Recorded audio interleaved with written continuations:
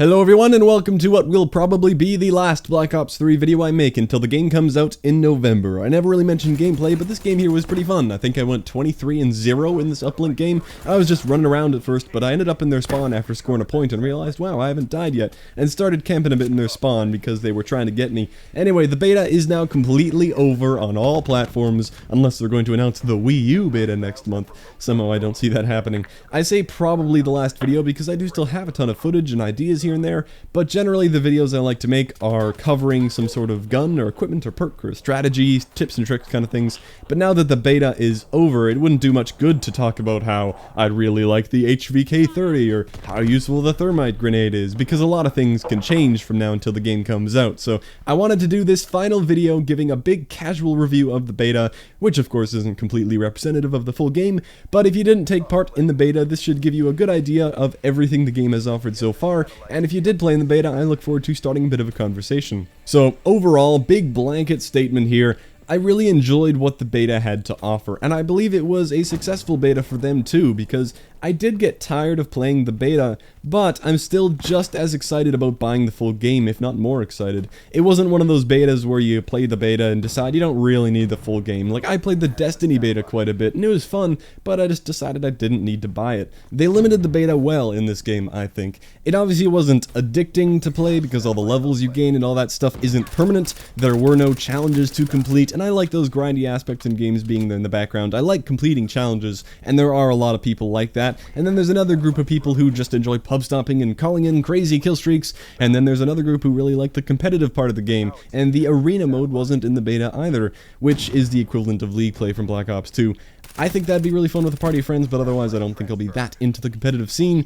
Anyway, even with all that not in the beta, it was genuinely fun to play. I guess I shouldn't sound surprised. Every Call of Duty is pretty fun to play and try out and explore when the new one comes out, and there are changes and additions are here and there, and you're getting used to the new perks and the new guns and score streaks, and that's always the fun part. But I think I really see some longevity in this game that I never saw in the previous two titles, and from what I'm seeing on the interwebs, that's a pretty common first impression. It's almost cliche to say that, oh, Black Ops 3 will make up for the last two games.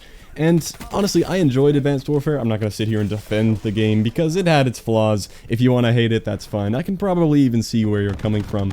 There was the radical change in movement abilities, and a lot of people complained about the skill-based matchmaking, and I see the positives of SBMM, I really do, but I can't say I agree with it. It resulted in boring match after boring match, because I don't think COD public matches are supposed to be that competitive. You play the competitive mode if you want that. The biggest fun factor in COD for many people is the fact that you can destroy people who aren't as good as you and feel that superiority and rain down powerful kill streaks, and the argument that SBMM is good for new players, I get it, but I really believe that you improve faster when you're playing with good players. That's how I learned, that's how a lot of people learned. Even if it's rough in a game like COD. It's a big debate though, whatever. I liked AW for longer than most people, mostly because of the challenges. I think that is one thing they did very right. I found the grind to be very rewarding. Earning that crazy gold weapon master gear for your character, I found that really fun, even if the gameplay itself wasn't as exciting as it once was in many ways. The enjoyment in AW for me pretty much ended when I got that full set. Now the only thing I enjoy is making those camo grind videos about it to share what I learned from what I did. But I digress, we're supposed to be talking about Black Ops 3. Well, I think this game has revived that enjoyment factor in the gameplay itself. It was fun to call in a Hellstorm missile and a Talon and a GI unit or whatever. I made an entire video talking about the balance of the score streaks. To summarize it, they're really powerful again, they're really satisfying, and I love that. A big breath of fresh air after the weak AW Warbird that got a kill and left after 30 seconds. In the beta, the score streaks were very weak to things like the Black Hat and the Black Cell, but the devs do know about all that, and stuff will be reworked. That's awesome. I found the gameplay to be really fun, so even though there were no challenges or anything, I still got up to around level 40 on the PS4 beta, and around 25 on the PC beta. I was never really grinding out the levels, I never played it that hard, I just enjoyed it. And the weapons in this game, number one, I know I can't completely judge because there were some weapons not included in the beta, and I know I also can't completely judge because I've only had about 10 days to try out the game, and some of these weapons will change, but the weapon balance just seemed better than it has ever been off launch. I'm not saying it's perfect, nothing is perfect, but every time someone tried to say something is OP, I didn't completely agree. Like, the Razorback SMG was the first thing to be labeled as OP, and it was very good. It was insanely accurate, that was the thing. It was easy to use for people getting into the game, but I didn't find that it beat out other stuff in many scenarios. I could beat it with a ton of other weapons. And something like the Drakon Semi-Auto Sniper, it was kinda cheap, a lot of people didn't like it, but both the weapons I just mentioned have already been nerfed appropriately. The Razorback long-range damage was scaled back and a bit of recoil was added or something like that, and the Drakon now has more recoil and isn't a one-shot kill to the upper chest.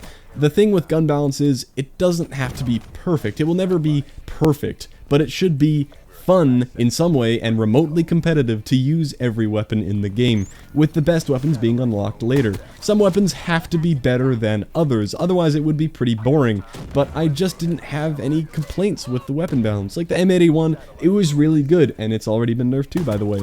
But if you gave me an HVK as well, I'd be happy. The Shiva even, I could work with it. The ARK, okay, great. The S0ur SMG, sure, the KRM shotgun, totally. These are all very viable to use. The shotguns were viable to use, that was an awesome thing. I think some people complain about good shotguns because it's a kind of a more frustrating way to die, to get one shot blasted at close range and feel like there's nothing you could have done. But you aren't taking into account all the deaths that guy got because he was getting killed at a longer range when there was nothing he could do. If you think something is OP, before complaining about it, try using it and see if you still think it's OP. If it actually is, then the devs are probably going to fix it. In the case of the KRM, it's very good, and it's more skill-based than past shotguns, because aiming down your sight makes the spread super tight, and you can completely miss someone if you choose to aim instead of hipfire. That was a pretty cool thing. The perks are all cool, the equipment is cool, the Black Hat is getting reworked like I said, that's very good, but there's nothing I really hated here, and if there was, they're fixing it, and I'm sure they will continue to fix stuff. Speaking of fixing and rebalancing, the specialists. I think these things are the biggest collective community complaint right now, and I get it. If you were to tell a COD player who didn't know anything about this game that you would earn a crazy chaining lightning gun, or a pulse that lets you see through walls, or a death machine minigun, or a war machine grenade launcher every couple minutes, no matter how badly you're playing, that sounds like, what the hell, that's awful. It's an equalizer. It can allow a bad player to kill a better player, which sounds like a bad thing, especially in the vocal majority in this community, i.e. the better than average players. I don't consider myself to be that great, really, but even if just because of how much I've played, I would consider myself better than average. And I understand the complaint. I get how the special abilities can feel cheap or annoying, but again, I've never had a problem with them. I think I'm just very mild-tempered. It would take a lot to get me annoyed, although if I played with a different mindset, I know I would understand, because I usually play very casually. If I'm on a streak and I get blown up by a war machine, it's like, whatever. I just fried 3 people with the Tempest a couple seconds ago, or I just capped that flag and got a kill with my combat focus ability, and now I have a Hellstorm missile. But whenever I have a goal for a video or something, if I want gameplay of the hater and I'm trying to earn it, it will piss me off if I get killed by something really powerful and hard to counter like that when I'm really close to earning it. It just doesn't feel good. And there's some big controversy over some of these. Like, I'll go ahead and say it, the rejack ability, just off the description, something that allows you to come back to life after going down and have a chance at getting revenge on the guy who killed you. Now, if I were Treyarch, I would not have made this ability because of the bad history COD has with the final stand things. I don't know why they'd make it, but honestly, I've never had a problem with it. I feel like some people complaining about it got killed by it one time, and it ended their streak, and now they go around complaining about it like it's the biggest bullshit ever. Meanwhile, they just got 5 kills with their explosive bow a minute ago. You know, like, get over it. I've never minded rejack because I just found it easy to counter. I've never been killed by it. I know it's a tiny sample size, but it's happened like 5 times. Someone has used rejack on me, and I've killed the guy every single time. If I have a thermite grenade, I'll just chuck that in there. It usually burns them half to death when they're trying to get up. And then I just move around a little bit so they can't pre-fire where they think I am, and watch the smoke for any movement. I already have my gun up, and I know where they are. They usually just jump out of the smoke going for some crazy flying kill, and I take them out. It's predictable, it's easy. That's whatever though. Apparently the ability was never supposed to help you keep your kill streak, and that was changed, and now people are all up in arms about that. People like the ability. In my opinion, I would like the ability if you just had to like activate it before you get killed, and all it would do is respawn you normally, but you would keep your score streak bar alive. I think that'd be a cool and very simple ability. I know they won't completely remove or replace Reject like that. They've already got a system that kind of works, but I'm just saying I wouldn't mind that as an ability. Whatever, I don't need to continue this Reject debate. My main point is that I don't mind the specialists being in this game. I think it's a cool thing, and I say that because I know they will continue to balance these things constantly. They've already changed stuff over the course of the beta, like increasing the time of the kinetic armor and the cloaking ability to make that more viable. They've messed around with Reject a bit, and just you wait, they're going to tweak these things in every single game patch. They are going to be constantly changing, and the way that they interact with the competitive arena mode will be cool too. That ban and protect system where only one person can choose one character, that's going to be fun to watch. This is the first time that I've ever been interested in watching Call of Duty esports. I think this is going to be cool.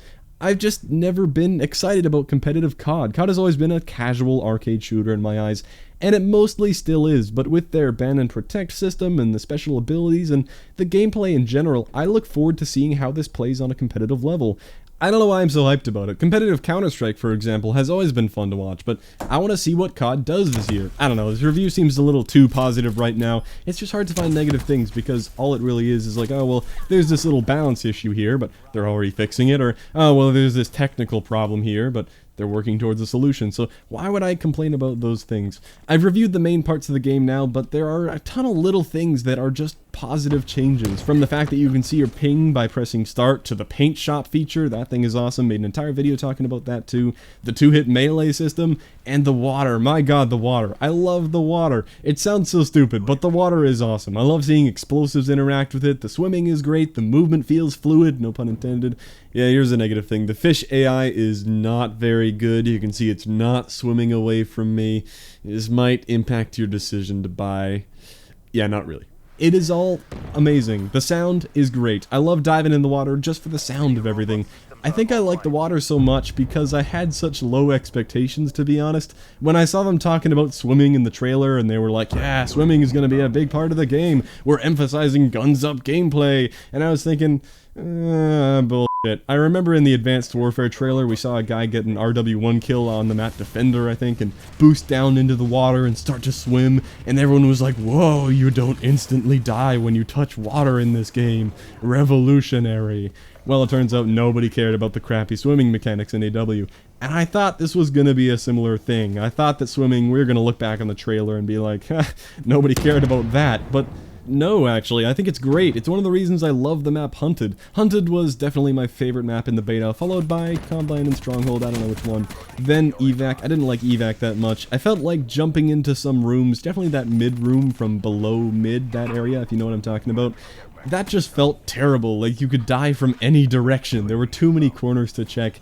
I felt like every time I was in that area, I needed my field of view to get turned up to 180 to be able to survive or something. I don't know, it was alright, but it was my least favorite.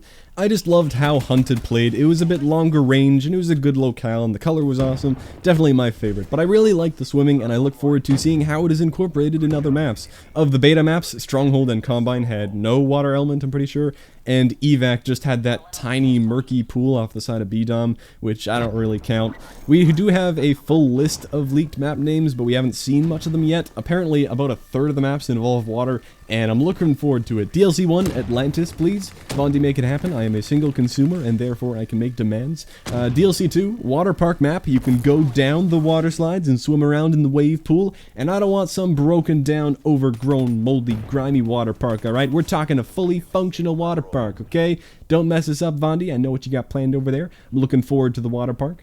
So these videos always tend to get a bit rambly. I think I've talked enough about the game. I apologize if this was overwhelmingly positive. Maybe you were looking for a more critical review, but it is hard to find things to complain about right now. I'm sure I'll be able to find issues when the game is out and everything is put out there, and that's a thing I have to keep reminding myself of. We only got to play a part of the multiplayer here. That's like a part of the full game. Not only is there going to be a lot more multiplayer content, stuff like the emblem editor and whatever, all the maps and game modes and guns, the competitive mode, all the challenges and camos to grind out, the 10 prestiges, which by the way, they said they will not be adding any more prestiges after the launch, which is another thing I love about it. There is an end game. You can reach it and be done and enjoy other things about the game and just forget multiplayer. The zombies mode. A lot of people will surely buy the game just for zombies alone. When I watched the zombies trailer for their new thing with the 1920s themed storyline and the gumballs and the crazy alien zombie things, I was like, alright, I'm sure it'll be interesting, I'll give it a try. But when I watched the giant map trailer with the old characters, that got me really hyped up. That was a trailer that I watched multiple times just to experience it again. I love watching well-made trailers. Even like watching the Fallout 4 trailer. I'm not even that invested in the Fallout universe, but watching that trailer with the music at the end, it was just another one that I thought was really well done. And then I haven't even mentioned the campaign yet, which is usually really well done. You can play the campaign in co-op, first of all, tons of new features like that. And I think a lot of people ignore the campaign like, yeah, whatever, it's just the story mode.